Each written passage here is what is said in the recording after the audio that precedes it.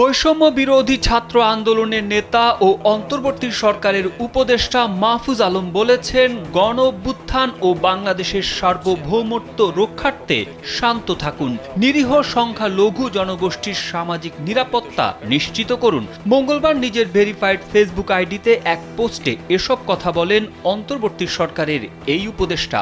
মাহফুজ আলম বলেন, সরকার দ্রুতই সব রাষ্ট্রদ্রোহী ও সন্ত্রাসীদের বিরুদ্ধে যথাযথ ব্যবস্থা নিশ্চিত করবে। এর আগে সোমবার এক পোস্টে মাহফুজ আলম বলেছিলেন, অনেক মিত্রই আজ হঠকারীর ভূমিকায়। আমরা আমাদের ব্যর্থতা স্বীকার করি, আমরা শিখছি এবং ব্যর্থতা কাটানোর চেষ্টা করছি। আমরা আরও চেষ্টা করব সবাইকে নিয়ে এগোনোর, কিন্তু হঠকারিতা এবং ছাত্রদের অন্যায্যতার চেষ্টা জাতিকে ক্ষতিগ্রস্ত করবে।